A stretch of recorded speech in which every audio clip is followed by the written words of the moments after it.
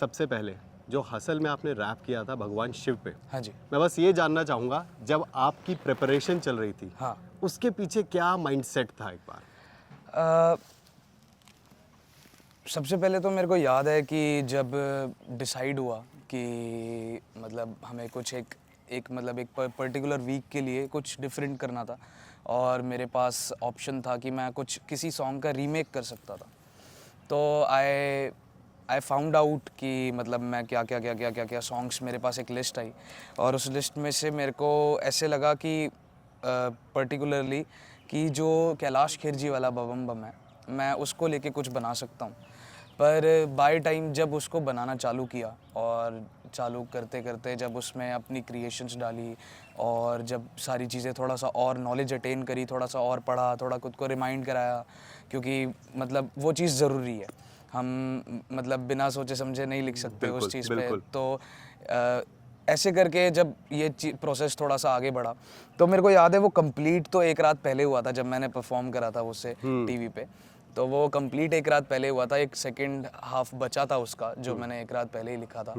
पर जो बाकी का प्रोसेस था जो चालू हो गया था, मतलब from the part of making music to writing lyrics to making compositions on it, तो ये सब जब प्रोसेस चल रहा था तब मेरे को ये पता चला कि ये जो बबम बम जिसका मतलब जो बेसिकली जिसका सिग्निफिकेंस लेके, जिसका मेजर पार्ट लेके मैंने ये सॉन्ग क्रिएट करा है, जी। वो बंसी जोगी जी का एक यस, फोक सॉन्ग है। बिल्कुल, बिल्कुल। तो फिर पता चला कि अच्छा चलो कि हम रीमेक बनाने निकले थे, हाँ, बट ये एक रीमेक हो गया फोक सॉन्ग का। तो हाँ, एक नई जनरेशन ऑफ बबम बम मिला देखने को हमें। हाँ, बिल्कुल। और मेरे को कैलाश खेर जी के बबम बम ने भी बहुत इंस्पायर किया, मेरे को बंसी जोगी जी के भी बहुत इंस्पायर किया, उनके बबम बम ने भी। और फिर जाके मैं ये थोड़ा लिख पाया और मतलब बाकी बाबा ने ही करवाया, जैसे भी करवाया मेरे को लिटरली आज भी मैं उस स्टेट ऑफ माइंड में नहीं जा पाता जिस स्टेट ऑफ माइंड में मैंने वो लिखा था, क्योंकि मेरे को ऐसा लगता है उस पर्टिकुलर पीरियड ऑफ टाइम में बाबा की कुछ कृपा रही और उन्होंने ही करवाया वो। कलम शायद बाबा ने ही पकड़ के आपसे वो लिखवाया भी, और आपने जो परफॉर्म भी किया था उसने काफ़ी रिकॉर्ड्स ब्रेक करे, बहुत मज़ा आया। सबसे अच्छी बात ये भी लगी कि आपने जब वो परफॉर्म किया तो आपने जूते नहीं पहने हुए थे, नंगे पैर किया था। हाँ जी, हाँ जी। उसके पीछे क्या माइंडसेट था?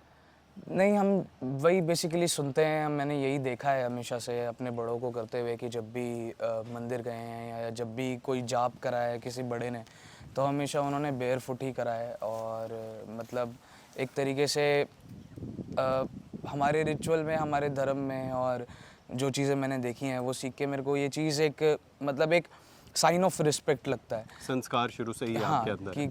कि वो वही देखा है तो वही सीखा है बस। तो एज सच कोई कोई ऐसा पर्टिकुलरली मोटिव नहीं है, इट जस्ट हैपेंस कि अपने आप अंदर से आया कि मतलब वो एक रिस्पेक्ट वाली चीज़ है, दिल से चीज़ है।